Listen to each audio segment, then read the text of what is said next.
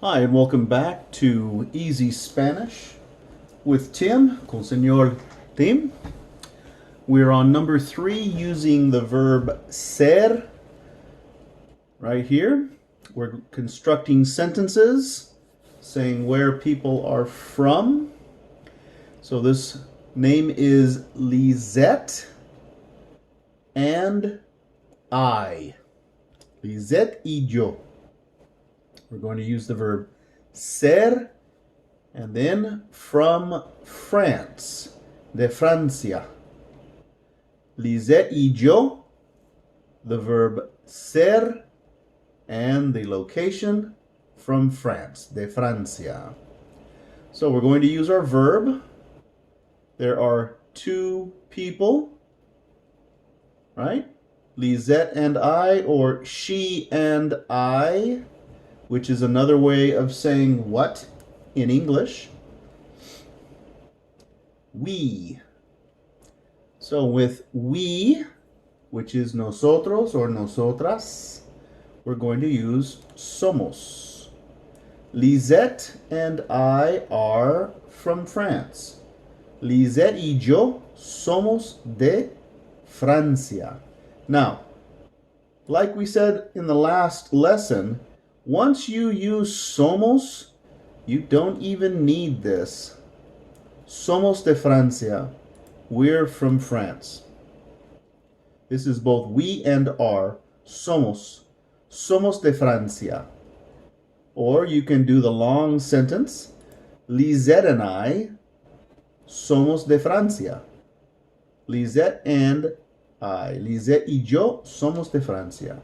So we're going to use the same verb.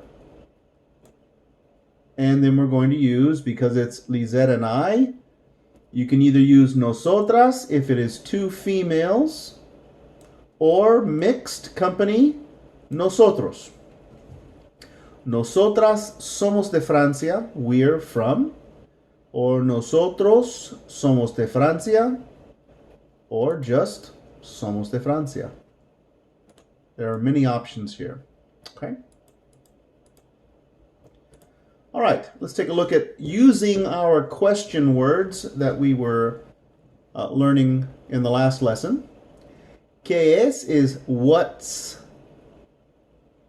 Un masculine article.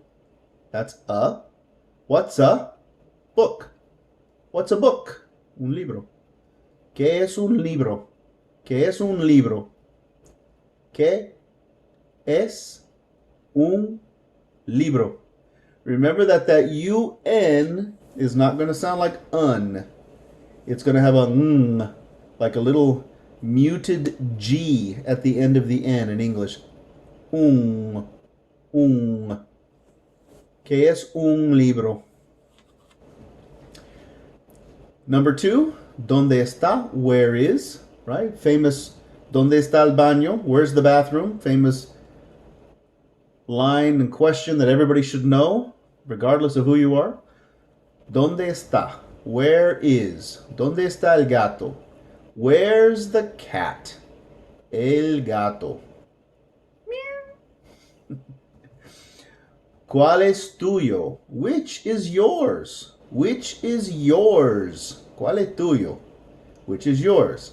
This one or that one, right? ¿Cuál es el tuyo?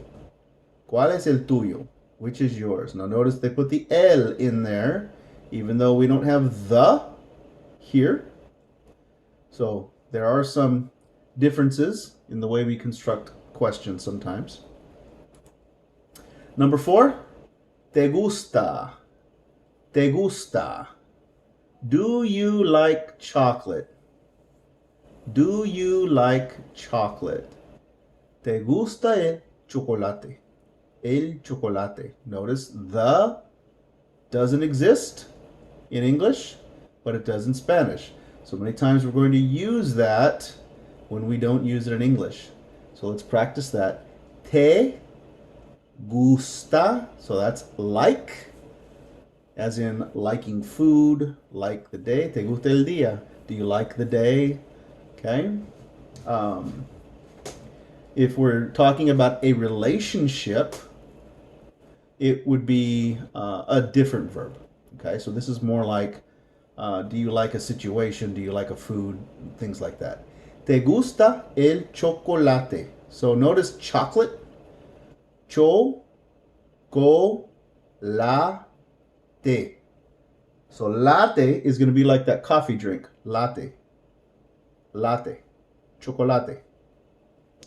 Number 5. ¿Por qué estás aquí? ¿Por qué estás aquí? ¿por qué? Why ¿por qué estás aquí? Why are you here? Number 6. ¿Cuándo comienza la clase? Now, this comienza, there are many different verbs that we use to say to start or to begin, to initialize. It depends on the country. Comenzar, empezar, or iniciar. Inicio can also be used in here. It depends on the country that you're talking about and are visiting, or the culture that you're speaking with. So, ¿cuándo comienza la clase? Comienza. Now, the reason why I like to use this one, empieza, because starts to sound like eat, comer. And so I prefer this one, empezar, empieza, other than comienza, although many cultures use this more than this one. ¿Cuándo comienza la clase? ¿Cuándo empieza la clase? Last one for the question, number 7. ¿Quién? Who? ¿Quién está? Who is at the door? Notice they say en instead of at. En is more like in or on, but they are going to change it in Spanish as opposed to what we use in English. It's going to change a little bit. ¿Quién está en la puerta? Or you can also say, ¿quién está tocando la puerta?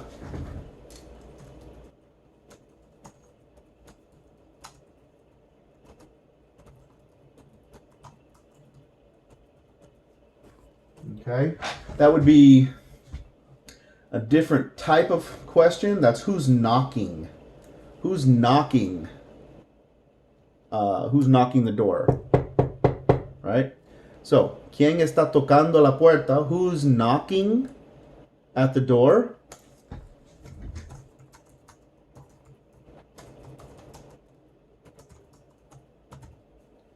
Okay, with a question mark. Who's knocking at the door? Which would be a different style of question, but people use both of these. And so, as you can see, I do this all the time, and I update even in class when I'm teaching English. I update as I go because questions arise and so forth, and if I think it's additional knowledge that could be very important, I also include it. So, ¿quién está en la puerta? Who's at the door? ¿Quién está tocando la puerta? Who's knocking at the door or knocking the door? Okay. Change that to blue. Okay. Let's use these a little bit. We're going to ask, what is? So if you hear a word in Spanish that you do not understand, you can say, ¿qué es un? If you heard the word puerta and you don't know that that means door, you'd say, ¿qué es una puerta? What's that? What's a puerta? And then they would show you by pointing to it. Okay? So, ¿qué es un cuaderno? It's a notebook. ¿Qué es un cuaderno? And that R is going to be rolled a little bit. Cuaderno. ¿Qué es un globo? What's a globe? Globe, globo. This is an easy word to remember. Just put an O in globe. Globo. ¿Cuándo? ¿Cuándo es? Party? Birthday party? ¿Cuándo es la fiesta? When is the party? Fiesta. We should know that word. Everybody likes a good party. Fiesta. Now, this word here, prueba, can also be translated as a proof or proving yourself, but it's also used as a quiz or an examination, a test that you're going to take at school. So it has multiple meanings. ¿Cuándo es la prueba? ¿Cuándo es la prueba? Or you could say examine if you would not also. Examination, examine. It depends on the culture. Okay. ¿Quién está? ¿Quién está? Who? Who is? Who is? Who is at the door? ¿Quién está en la puerta? Or the word absent. Ausente. ¿Quién está ausente? Who's absent?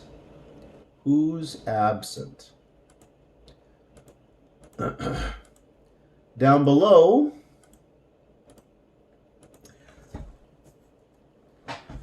¿dónde está? ¿Dónde está? Where? Where is? ¿Dónde está? Where is? The park? El parque? El parque? So, parque. El parque? ¿Dónde está el parque? Where's the park? Or la tienda, the store. ¿Dónde está la tienda? ¿Dónde está la tienda? Where's the store? Now, store is a general term. They have Spanish also has words for market, mall, shoe store, the butcher, all that. Tienda is very generic. Okay, it's like store for us. It can mean anything, any type of store. ¿Dónde está la tienda? Tienda, tienda. Okay. Going on to the next page. Last one. ¿Cómo está? ¿Cómo está? ¿Cómo está? We have su mamá or tu mamá, depending on your relationship to the person. Su is formal, or it could be his or her mom. So it could be a formal his or her, or a formal your. Or you can change this entire word to tu. If you know the person really well, you're like really good friends. ¿Cómo está su mamá? Or su madre. ¿Cómo está tu mamá? Tu mamá, tu madre. Okay? So different things, different ways of saying it. And el clima is the climate or the weather. There's different ways of saying it. And we'll talk about that a little bit more. ¿Cómo está el clima? Okay? How's the climate? How's the weather? Okay? And we'll talk about this a little bit more in a few minutes. Okay, we're going to stop on this page right here and finish up on the fourth part of this lesson in the next segment. So thank you for joining me. I appreciate you coming and studying with me. And remember, practice, practice, practice.